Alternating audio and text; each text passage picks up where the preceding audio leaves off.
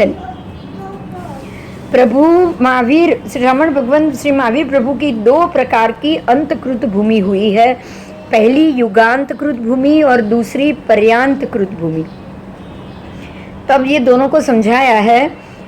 युग के उत्तम पुरुष का जब अंत हो जाए तब युगांतकृत भूमि। प्रभु महावीर के मोक्ष पधारने के बाद सौधर्म स्वामी और जम्बू स्वामी परंपरा से मोक्ष गए, यानी तीनों मोक्ष पधारे। अब पीछे कोई मोक्ष नहीं जाएगा, तो ये युगांतकृत भूमि समझनी चाहिए। तीर्थंकर देव को केवल ज्ञान उत्पन्न होने के बाद जब मोक्ष मार्ग शुरू हो जाए तब पर्यायांतकृत भूमि। महावीर प्रभु को केवल ज्ञान उत्पन्न होने के 4 वर्ष बाद मुक्ति मार्ग प्रारंभ हुआ, वो पर्यायांतकृत भूमि समझना।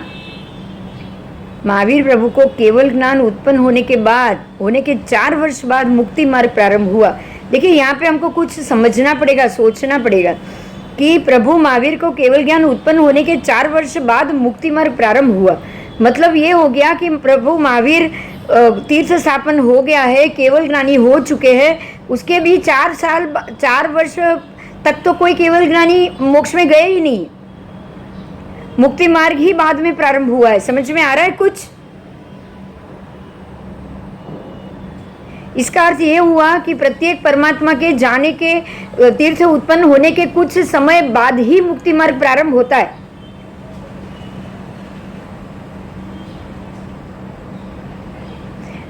मुक्ति मार्ग, मोक्ष मार्ग बार बार थोड़ा बंद होता है, ऐसा लग रहा है कि नहीं?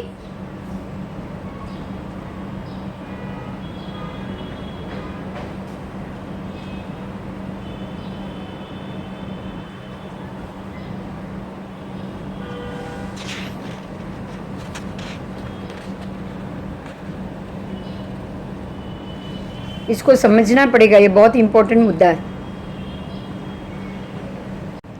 उस काल और उस समय में श्रवण भगवान श्री महावीर प्रभु 30 वर्ष तक गृहस्थावास में रहकर 12 वर्ष से कुछ अधिक समय तक छद्मस्थ पर्याय पालकर, 30 वर्ष से कुछ कम समय तक केवली पर्याय पालकर तथा समुच्चय 42 वर्ष तक चारित्र पर्याय पालकर और 72 वर्ष का अपना पूर्ण आयु पालकर भवोपग्राही वेदनीय आयु नाम और गोत्र कर्म क्षय होने पर इस अवसर पीणी काल में दुष्म सुषम नामक चौथे आर्य में के बहुत से समय को बीत जाने पर उस आर्य के 3 वर्ष और 8.5 मास शेष रहने पर मध्यम पापा नगरी में हस्तिपाल राजा के कारकुनों की शाला में सहाय ना होने से एक और अद्वितीय अर्थात अकेले ही परंतु वृषभ आदि के समान 10,000 परिवार सहित नहीं, ऐसे उनका मोक्ष गमन हुआ।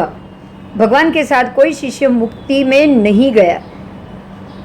इससे दुष्म काल में शिष्य गुरु की परवाह नहीं रखेंगे। 24 छठ का तप करके स्वाति नक्षत्र के साथ चंद्रमा का योग आने पर 4 घड़ी रात्रि बाकी रही थी। रात्रि की 4 घड़ी बाकी थी। उस समय पद्मासन में बैठे हुए 55 अध्ययन कल्याण फल के विपाक वाले, 55 अध्ययन पाक फल के विपाक वाले और 36 अपृष्ट व्याकरण अर्थात बिन पूछे उत्तर कथन कर एक प्रधान नामक मरुदेवा अध्ययन को कथन करते हुए प्रभु काल धर्म पाए, संसार से विराम पाए, जन्म जरा मृत्यु के बंधनों से मुक्त हुए, सिद्ध हुए, मुक्त हुए, सर्व संताप रहित हुए और सर्व दुखों से रहित हुए।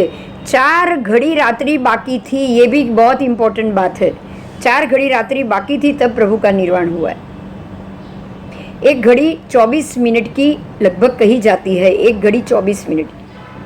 तो 1 घड़ी 24 मिनट की हो तो 4 घड़ी यानी 48 में 2 और बाकी के 48 में 2। तो जब ये उनका 29वां मुहूर्त शुरू हुआ होगा, राक्षस मुहूर्त, और उसके बाद तुरंत ही परमात्मा का काल धर्म हुआ, क्योंकि यहाँ पर उसका जो प्राण है वो भी कहा गया है, प्राण और स्तोक और लव भी कहा गया है। ये पूरे गणित करें ना तो बराबर कितने समय में हुआ ना वो भी जान पाएंगे कि एग्जैक्टली ये मुहूर्त कितना बाकी हुआ, मुहूर्त कब शुरू हुआ और कब उनका निर्वाण हुआ, इसका भी गणित करेंगे खास।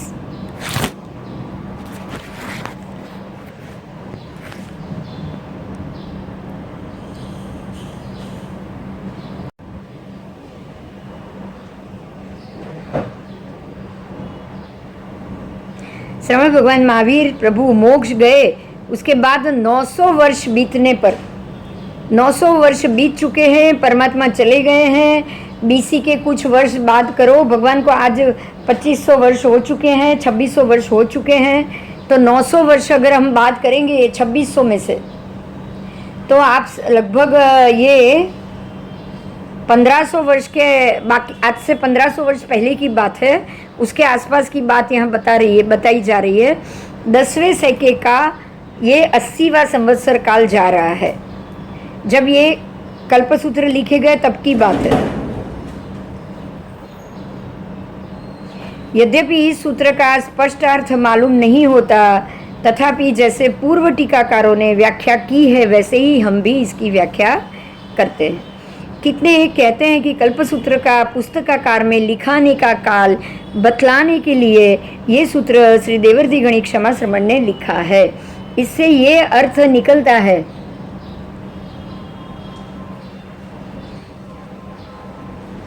कि जैसे श्री वीर निर्वाण से 980 वर्ष बीतने पर सिद्धांत पुस्तकारूढ़ हुए, जैसे श्री वीर निर्वाण से 980 वर्ष बीतने पर सिद्धांत पुस्तक आरूढ़ हुआ, मतलब कि परमात्मा के जाने के बाद 980 वर्ष के बाद सारे सिद्धांत पुस्तकों में आए, लिखित हुए, आगम लिखे गए।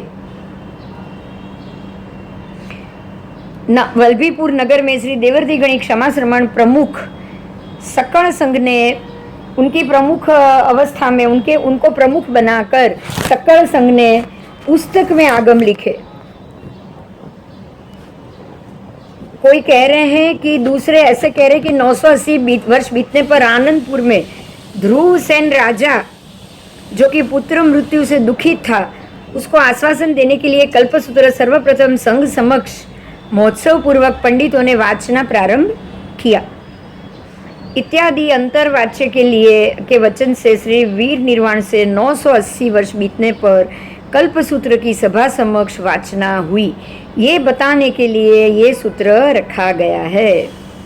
परंतु तत्व तो केवली गम्य है। वाचनांतर में ये भी देखा जाता है कि ये 993वां वर्ष जाता है। कितने एक कहते हैं कि वाचनांतर तात्पर्य दूसरी प्रत में तेण ऊ ऐसा पाठ मिलता है, अर्थात किसी मत से 980 और किसी के मत से 993 लिखा मिलता है। कितने कहते हैं वीर निर्वाण से 980 वर्ष बीतने पर कल्पसूत्र पुस्तक रूप में लिखा गया और वाचनांतर से 993 में कल्पसूत्र की सभा में वाचना हुई। इस प्रकार से श्री मुनि सुंदर सूरी ने अपने बनाए हुए स्तोत्र रत्न कोश में भी कहा है कि श्री वीर से 993 वर्ष में चैत्य में पवित्र ऐसे आनंदपुर में ध्रुव सेन राजा ने महोत्सव पूर्वक सभा में कल्पसूत्र की प्रथम वाचना कराई। उस आनंदपुर में स्तुति कौन नहीं करता। वल्लही पुरी पुरम्मी नयरे इत्यादि वचन से पुस्तक लेखन काल तो उपरोक्त प्रसिद्ध ही है, परंतु तत्व केवली जाने। इति श्री वीर चरित्र यहाँ पूर्ण हुआ। इस प्रकार से महोपाध्याय श्री कीर्ति विजय गणी के शिष्योपाध्याय श्री विनय विजय जी गणी की रची हुई कल्पसूत्र की सुबोधिका नाम टीका के हिंदी अनुवाद में 6ठा व्याख्यान पूर्ण हुआ। अब 7वां व्याख्यान शुरू होगा। श्री पार्श्वनाथ भगवान का जीवन चरित्र। जघन्य, मध्यम और उत्कृष्ट वाचना द्वारा श्री पार्श्वनाथ प्रभु का चरित्र कहा जाता है। उस काल और उस समय में श्री पुरुष प्रधान अरहन श्री पार्श्वनाथ प्रभु के 5 कल्याणक विशाखा नक्षत्र में हुए। विशाखा नक्षत्र में प्रभु स्वर्ग से चौकर माता के गर्भ में उत्पन्न हुए। फिर उसी नक्षत्र में ही घर का त्याग करके पंचमुष्टि लोच करके प्रभु ने दीक्षा ग्रहण की। विशाखा में ही प्रभु अनंत अनुपम निर्व्याघात निरावरण समग्र और परिपूर्ण केवल ज्ञान तथा केवल दर्शन को पाए भी और उसी नक्षत्र में प्रभु मोक्ष में भी सीधा आए।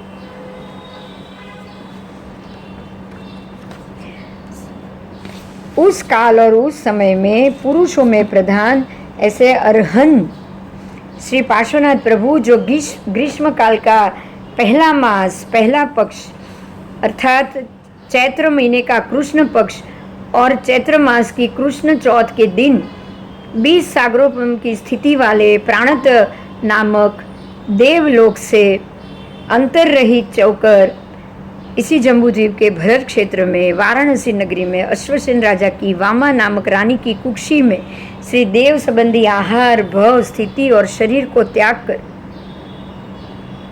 आहार स्थिति, भव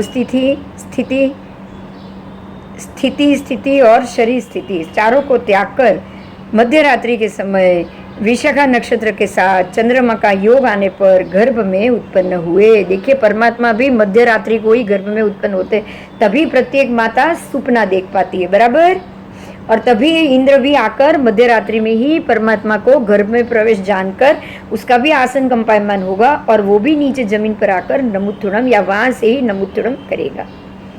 तो ये भी परमात्मा का गर्भ प्रवेश भी मध्य रात्रि को ही होता है।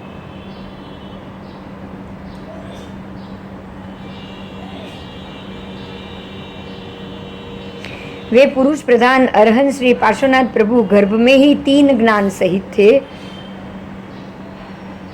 मैं स्वर्ग से चलूंगा ये जानते थे, चलते हुए नहीं जान पाते हैं, और चल चुका है, पहुंच चुका है, वो भी वो जानते हैं। प्रभु महावीर के 54 समय कथन किए पाठ के अनुसार ही स्वप्न दर्शन, स्वप्न फल आदि सब कुछ यहाँ वामा देवी के लिए जानना है।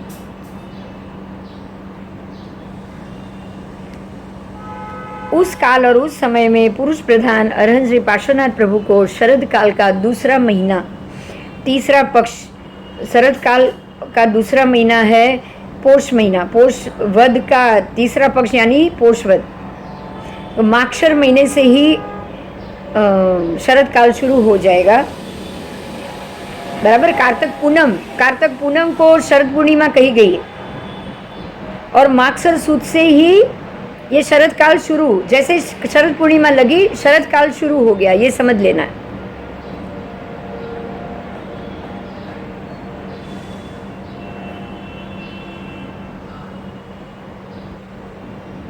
पोष महीने की वदी दशमी के दिन 9 महीने और 7.5 दिन परिपूर्ण होने पर मध्य रात्रि में विशाखा नक्षत्र में चंद्र योग आने पर निरोग शरीर वाले ऐसे वामा देवी ने अपनी कुक्षी से रोग रहित पुत्र पार्श्वनाथ प्रभु का जन्म हुआ। उस रात्रि में पुरुष प्रधान अरहन श्री पार्श्वनाथ प्रभु जन्मे। वो रात्रि बहुत से देव देवियों से व्याकुल यानी कि हर्ष परिपूर्ण शब्द से कोलाहलमयी हो गई। प्रभु का जन्म महोत्सव आदि सर्ववीर प्रभु के समान मेरु पर्वत पर ही जानना है। पार्श्वनाथ के नाम से हमें उसको जानना है। प्रभु गर्भ में थे तब शैया में रही हुई माता ने अपने पास से जाते हुए कृष्ण वर्ण का सर्प देखा था, इसी कारण से उनका नाम पार्श्व रखा गया था। क्रम से प्रभु यौवन वय को प्राप्त हुए। इंद्र द्वारा नियुक्त हुई 5 धाय माताओं का लालन पालन करते हुए 9 हाथ शरीर प्रमाण, देखिए 7 हाथ की काया थी प्रभु वीर की और पार्श्वनाथ भगवान की काया है 9 हाथ की।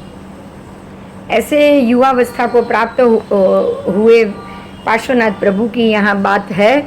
कुशस्थल तथा राजा प्रसेनजीत की पत्नी प्रभावती कन्या के साथ प्रभु के माता पिता ने उनका विवाह किया। प्रभु की पत्नी का नाम है प्रभावती। एक दिन अपने महल में प्रभु झरूखे में बैठे हुए हैं, उस वक्त एक दिशा की और पुष्पादि पूजा की सामग्री सहित नगरजन को जाते हुए प्रभु ने देखा। आवो एक दिन प्रभु झरूखे में बैठे हैं और सब लोगों को पूजा की थाली लेकर चलते हुए रास्ते पर चलते हुए देख रहे, और ये देखकर प्रभु ने किसी एक मनुष्य से पूछा कि ये लोग कहाँ जा रहे हैं पूजा की थाली लेकर। उस मनुष्य ने कहा कि हे स्वामी, नगर के बाहर किसी ग्राम का रहने वाला एक तापस आया है कमठ नाम का, उसके माता पिता मर चुके हैं और ये तापस ने ग्राम के बाहर अपना डेरा लगाया हुआ है और वो दरिद्री ब्राह्मण है और पुत्र लोगों की सहायता से अपनी आजीविका चला रहा है। एक दिन उसने रत्नाभरण भूषित नगरवासियों को देखकर ये सोचा कि अहो ये सब रुद्धि पूर्व जन्म के तप का फल है। ये जानकर उस दिन से वो पंचाग्नि आदि तप से वो खुद भी तप करने लगा है। बस वही कमठ तापस नगरी के बाहर आया हुआ है और उसकी पूजा करने के लिए ये सब लोग जा रहे हैं क्योंकि वो पंचाग्नि तप कर रहा है। ये सुनकर प्रभु भी सपरिवार उसे देखने के लिए वहाँ पर गए।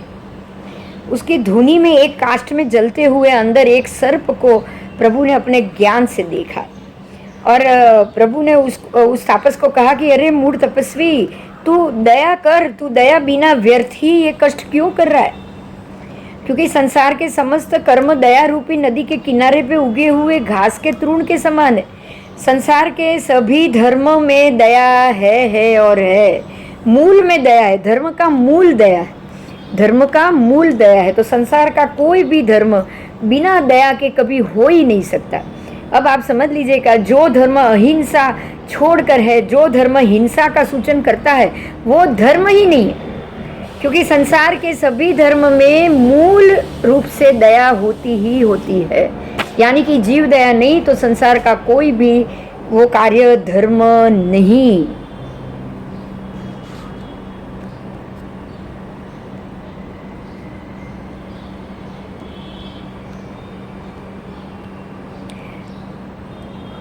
अतः दया के सूख जाने पे वे कब तक हरे रह पाएंगे? अगर दिल से दया निकल गई तो कुछ नहीं होगा, कोई धर्म नहीं कर पाएंगे।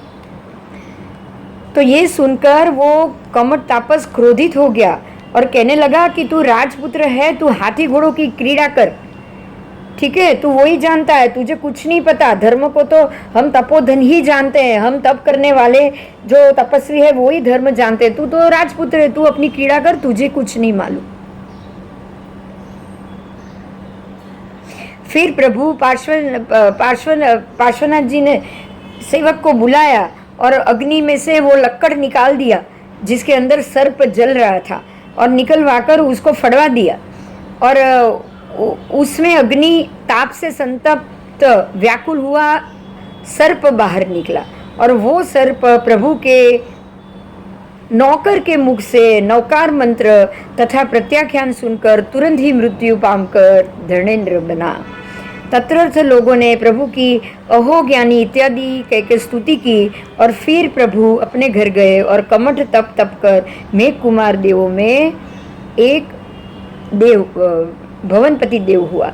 देखिए यहाँ एक बात है, आप लोगों ने भी ये सुना है, आप लोगों को भी ये प्रश्न हुआ होगा। यहाँ मात्र एक शब्द की बात आई, जोड़े की नहीं, बराबर। यहाँ सर्प का जोड़ा नहीं बोला है, मात्र एक सर्प बोला है और वही धर्मेंद्र बना। यहाँ पद्मावती माता साथ में नहीं है, बराबर। हम लोग तो जोड़ा ही समझते हैं ना अभी तक। हाँ, हम लोग तो जोड़ा ही समझते आए हैं। कल्पसूत्र के ये पाठ में है कि मात्र एक सर्प है और वो धर्मेंद्र बने। इसका अर्थ तो ये हो गया कि पद्मावती माता पहले से ही देवलोक में है। भगवान को तो अभी कितने साल हुए? 3500 ही वर्ष हुए। तो पद्मावती माता अभी नहीं, पहले के देवलोक में है, ऐसा समझ लेना चाहिए, बराबर। फिर भी इस चीज का हम पार्श्वनाथ भगवान महाविश्वामी भगवान 2500 વર્ષ। अरे 900 250 વર્ષ જ પહેલા। હા ઓકે તો 3000 વર્ષ જ થયા ને, 3000 બી નથી થયા પાર્શ્વનાથ ભગવાનને। પાર્શ્વનાથ ભગવાનને 3000 વર્ષ બી નથી થયા। ભગવાનનું 100 વર્ષનું આયુષ્ય છે। બરાબર। તો આ ઘટના બની ક્યારે? આજથી 3000 વર્ષ પહેલા જ। ये घटना 3000 साल पहले ही हुई ना। हाँ, तो मतलब तब एक ही सर्प यहाँ बताया है, तो पद्मावती माता पहले से ही देवलोक में है, ऐसा हमको समझना पड़ेगा, राइट। એ ટાઈમ ખબર કે ક્યારે કયા ટાઈમમાં શું કઈ ખબર ખરી કઈ કોના કાળમાં? કોના કાળમાં એટલે પદ્માવતી દેવી. કયા તીર્થંકર ભગવાનના કાળમાં કે કઈ ખબર? કોની? પદ્માવતી માતાની વાત? હા, હા. એ તો હવે અત્યારે આપણને નહીં ખબર પડે. હમણાં તો એક સર્પની વાત આવી છે, એટલું ખાલી ઇમ્પોર્ટન્ટ છે. હા, બરાબર. બરાબર. હવે દેખો, સર્પનું જોડલું હોય તો બંને ભવનપતિમાં જવા જોઈએ ને. હા. જ્યારે પદ્માવતી માતા તો એકાવતારી છે, એ તો દેવલોકમાં છે. ઓકે. હા, આ પણ એક બીજો પ્રશ્ન છે. સમજાયું? પદ્માવતી માતા એકાવતારી છે અને એ દેવલોકમાં છે. ઓકે. અને ભવનપતિમાં ધર્ણેન્દ્ર ભવનપતિના ઇન્દ્ર થયા છે. ચાલો, વાંધો નહીં, આ બધું ધ્યાનમાં રાખવા જેવી છે. બરોબર વાત? બરાબર, બરાબર. હા, આ ક્યાંકથી શોધવું પડશે. હા, શોધીને પછી આરામથી. હા, બાકી આપણે તો એવું જ સમજ્યા છે ને, જોડું જ છે, નાગ નાગરની જોડ. હા, બરાબર. હા, એ તો એ સાથે જ આવે છે ને, ધર્મેન્દ્ર અને પદ્માવતી નામ સાથે જ આપણે બોલીએ. હા, પણ એવું નથી એમ. આમાં ખાલી એક જ સર્પની વાત છે. बराबर. चलो आगे. अब प्रभु का दीक्षा कल्याणक है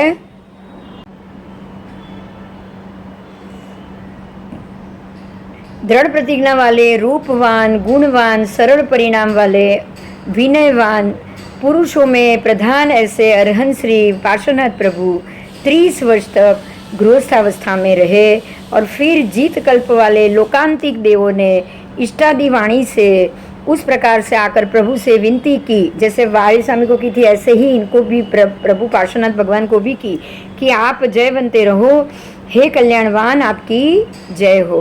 और उन्होंने जय जय शब्द का भी उच्चार किया। पहले भी युग प्रधान अरहन श्री पार्श्वनाथ प्रभु को गृहस्थ धर्म में मनुष्य के योग्य अनुपम उपयोग रूप अवधि ज्ञान था ही। पूर्वोक्त वीर प्रभु के समान गोत्रियों को धन बांटकर शरद काल के जो दूसरे मास तीसरा पक्ष पोष वद पक्ष में पोष वद एकादशी के दिन प्रथम प्रहर में विशाला नाम की पालकी में बैठकर देव मनुष्य असुरों का समूह जिनके आगे चल रहे हैं, ऐसे प्रभु वाराणसी नगरी के मध्य भाग से निकलकर आश्रम पद नाम के उद्यान में जाते हैं और अशोक वृक्ष के नीचे आकर अपनी पालकी को ठहरवाते हैं।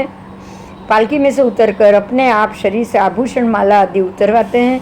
फिर प्रभु स्वयं पंचमुष्टि लोच करते हैं। 24 अठम का तप करके विशाखा नक्षत्र के चंद्र योग में दीक्षा का इंद्र का दिया हुआ एक देव वस्त्र को स्वीकार करके प्रभु 300 मनुष्य के साथ, पार्श्वनाथ प्रभु ने अकेले दीक्षा नहीं ली है, 300 मनुष्य के साथ प्रभु ने दीक्षा ली। घर त्याग कर साधुपन को प्राप्त किया। पुरुषों में प्रधान अरहन श्री पार्श्वनाथ प्रभु ने 83 दिन तक निरंतर शरीर को वोसरा कर ममत्व ना रखकर मनुष्य तिर्यंसों द्वारा किए हुए अनुकूल और प्रतिकूल उपसर्गों को भली भांति सहन किया। खाली 83 दिन तक ही उनको उपसर्ग हुए हैं, मात्र 83 दिन। उसमें देवकृत उपसर्ग कमठ जीव मेघमाली का है। मेघमाली ने कैसे किया? जो कमठ था वो मरने के बाद मेघ कुमार जाति का देव बना था। भवनपति असुर कुमार देव मेघ कुमार देव बना था।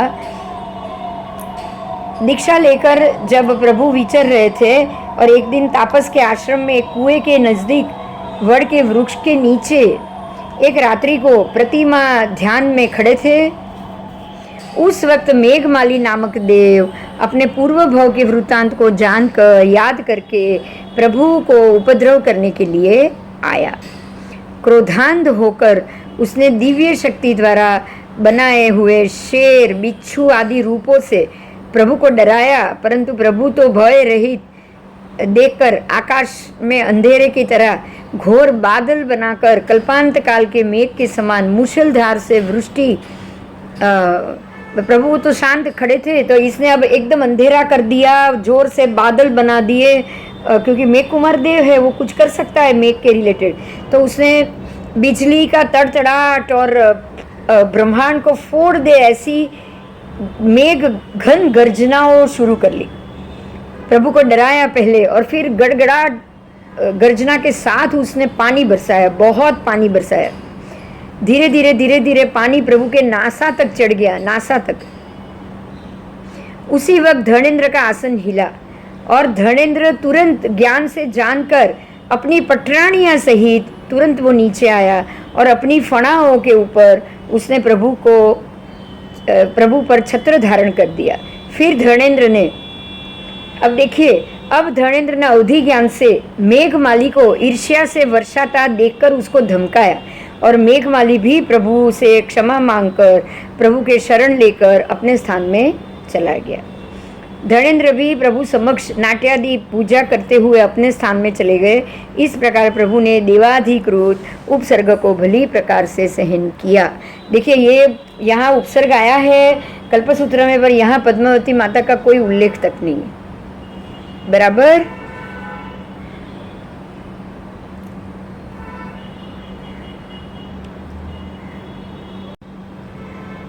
अब प्रभु का केवल ज्ञान कल्याणक। अब पार्श्वनाथ प्रभु अणगार हुए, आने जाने की उत्तम प्रवृत्ति वाले हुए। उन्हें आत्मा भावना भाते हुए 83 दिन बीत गए। 84वां दिन चल रहा था। ग्रीष्मकाल का पहला मास और प्रथम ही पक्ष था। उस चैत्र मास के कृष्ण पक्ष की चौथ के दिन पहले प्रहर समय घातकी नामक वृक्ष के नीचे, देखिए भगवान को तो सिर्फ 83 दिन में ही केवल ज्ञान हो गया। कितना कम समय, सोचो आप, 3 महीने भी पूरे नहीं। जब प्रभु ने पानी रहित छठ तप किया था, विशाखा नक्षत्र में चंद्र योग आने पर शुक्ल ध्यान के प्रथम के 2 भेद, पृथकत्व वितर्क सविचार, पृथकत्व एकत्व वितर्क अविचार, ऐसे ये 2 भेद, पृथकत्व वितर्क सविचार, एकत्व वितर्क अविचार, ये 2 भेद को ही ध्याते हुए परमात्मा को अनंत अनुपम श्रेष्ठ केवल ज्ञान और केवल दर्शन उत्पन्न होता है। सब जीवों के भावों को वो देख रहे हैं, जान रहे हैं और ऐसे ही प्रभु अब विचरने लगे। अब भगवान के परिवार बताया है। युग प्रधान अरहंत श्री पार्श्वनाथ प्रभु के 8 गण और 8 ही गणधर थे। एक वाचना वाले यति समूह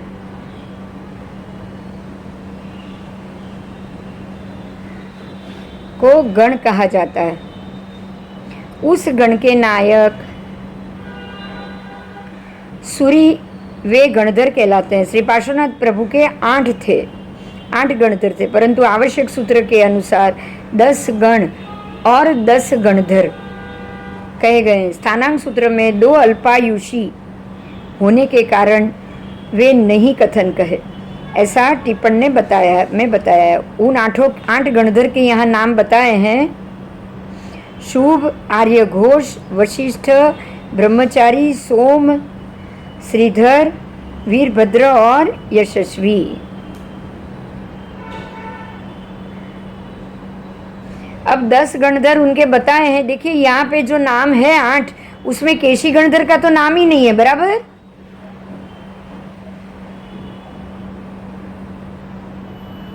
चलो ठीक है, तो हम आगे इसमें कुछ लिखा हुआ है वो मैं बोल रही हूँ पहले, उसके बाद हम इसको देखेंगे। जैन संप्रदाय में ज्ञान के 5 भेद है। पहला मति ज्ञान, जिससे मनुष्य हर एक बात को विचार कर सकता है, समझ सकता है। दूसरा है श्रुत ज्ञान, जिसके द्वारा मनुष्य हर एक बात को कह सकता है और सुन सकता है। तीसरा अवधि ज्ञान है, जिसके द्वारा मनुष्य अपनी 5 इंद्रियों से हजारों, लाखों, करोड़ों एवं असंख्य योजनों पर रही वस्तुओं को वो देख भी सकता है। अपने ज्ञान बल के चलते हुए उसको देख सकता है और जान सकता है। चौथा मन प्रयोग ज्ञान है, जिससे मनुष्य को ऐसी शक्ति पैदा हो जाती है कि वो एक दूसरे के मन की बातों को भी जान लेते। 5वां केवल ज्ञान है। ये ज्ञान पहले 4 ज्ञानों से अत्यंत निर्मल, लोकालोक प्रकाशक और सर्व भावों को, चाहे वो रूपी हो या अरूपी हो, देखने और जानने की ताकत रखता है। इससे बढ़कर कोई ज्ञान नहीं है। कुछ लोगों ने इसको ब्रह्म ज्ञान माना है, कुछ मतावलंबियों ने इसको अलौकिक शक्ति माना है और कुछ शास्त्रकारों ने इसे योग शक्ति की पराकाष्ठा भी माना है। ये ज्ञान जिसको पैदा हो जाता है वो यथार्थवादी होता है, आप तो सर्वज्ञ कहा जाता है। उसके आगे लोकालोक की कोई चीज़ छुपी नहीं रह सकती। सर्व ही तीर्थंकर भगवंत घर बार छोड़कर दीक्षा लेकर तपस्या करके इस केवल ज्ञान को हासिल करने की ही चेष्टा करते हैं, और जब उन्हें ये ज्ञान हासिल हो जाता है तब वो संसार को मोक्ष का मार्ग बताते हैं। उनके कहे हुए मार्ग पर चलने वालों को भी आखिर जाकर केवल ज्ञान होता है और मोक्ष की प्राप्ति हो जाती है। आओ, प्रभु के केशी गणधर का यहाँ उल्लेख नहीं किया गया। हाँ, और 10 गणधर बताए हैं। यहाँ 8 के ही नाम है तो हम 10 को ही समझेंगे, क्योंकि केशी गणधर की तो परमात्मा महावीर स्वामी के समय भी बातें आई हुई है, इसीलिए केशी गणधर तो उनके थे ही। तो हम 10 गणधरों थे ऐसा जानेंगे।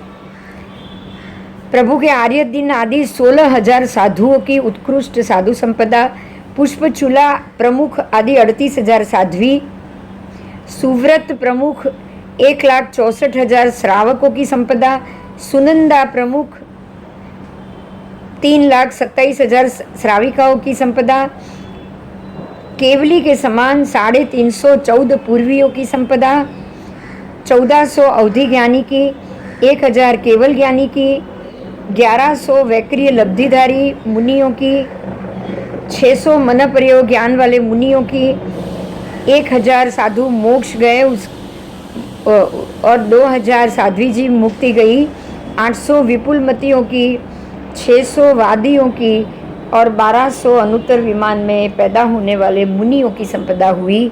यहाँ प्रत्येक संपदा प्रभु महावीर की संपदा से ज़्यादा ही है, क्योंकि काल का प्रभाव भी ज़्यादा शुभ था। आओ, श्री युग प्रधान श्री पार्श्वनाथ प्रभु की 2 प्रकार की अंतगढ़ भूमि हुई। पहली युगांतकृत भूमि और दूसरी पर्यांतकृत भूमि। श्री पार्श्वनाथ भगवान से लेकर 4 पट्टधर मोक्ष पधारे। युगांत, उसको युगांतकृत भूमि जानना है। जब तक 4 पट्टधर मोक्ष गए तब तक ये युगांतकृत भूमि रही। प्रभु के केवल ज्ञान होने के 3 वर्ष पीछे मोक्ष मार्ग प्रचलित हुआ, तो ये पर्यांतकृत भूमि जाननी चाहिए। देखिए, यहाँ हमको ये बात अब समझनी ही पड़ेगी और इस मुद्दे को हम बहुत ध्यान से समझेंगे। ध्यान से सुनिए, युगांतकृत भूमि और पर्यांतकृत भूमि में क्या अंतर है। युगांतकृत कोई भी भगवान के समय या तो युगांतकृत भूमि हो सकती है या फिर 2 प्रकार की युगांतकृत और पर्यांतकृत भूमि हो सकती है। महावीर स्वामी और पार्श्वनाथ भगवान के समय दोनों प्रकार की भूमि हुई। मतलब ये हुआ कि भगवान के साथ जो मोक्ष गए वो गए, उसके बाद मोक्ष मार्ग बंद हो जाएगा। युगांतकृत भूमि में जो युग प्रवर्तक है उनके साथ ही युगांत अंत हो जाता है। युगांत का मतलब समझिए, युग के साथ, युग पुरुष के साथ अंत हो जाए वो हुई युगांतकृत। तो उनके मोक्ष जाते ही उनके साथ जो मोक्ष गए वो गए, उसके बाद मोक्ष मार्ग बंद हो गया। उसके बाद पर्यांतकृत मतलब अब जिनके जिनके कुछ वर्ष के बाद ये पर्यांतकृत भूमि वापस शुरू हो जाएगी। तो जैसे जैसे कोई मोक्ष के केवली पर्याय होंगे, जो जो केवली पर्याय अब होंगे तब मोक्ष का शुरुआत होगा। तो परमात्मा के महावीर स्वामी के भी जाने के बाद केवल ज्ञान बंद हो गया था, तो 4 वर्ष के बाद जब कोई केवली हुए तब ये केवल ज्ञान का पर्याय शुरू हुआ। तो उनके बाद भी ऐसे 2 भेद आए हैं कि उनके मृत्यु, उनके केवल ज्ञान, उनके निर्वाण के बाद 4 वर्ष के बाद, महावीर प्रभु के निर्वाण के 4 वर्ष के बाद फिर से ये केवल ज्ञान हुआ है। इसी तरह से पार्श्वनाथ भगवान के भी केवल ज्ञान, उनके भी निर्वाण के बाद, निर्वाण के समय युगांतकृत भूमि हो गई। मतलब उनके बाद ये मोक्ष मार्ग बंद हो गया। उनके पश्चात भगवान से लेकर 4 पट्टधर ही तब मोक्ष गए। तो ये हुआ युगांतकृत समय। परंतु प्रभु को केवल ज्ञान होने के 3 वर्ष पीछे मोक्ष मार्ग प्रचलित हुआ, इसलिए उनको पर्यांतकृत भूमि भी जानना चाहिए, बराबर। पर भगवान के जाने के, भगवान के लेकर 4 पट्टधर मोक्ष पधारे, उसके बाद कोई मोक्ष नहीं गया। उसके बाद प्रभु महावीर आए, अब जो उनके तीर्थ की स्थापना हुई, उसके बाद जो मोक्ष गए वो मोक्ष गए, बीच में कोई मोक्ष नहीं गया है। मेरी बात क्लियर समझ में आ रही है?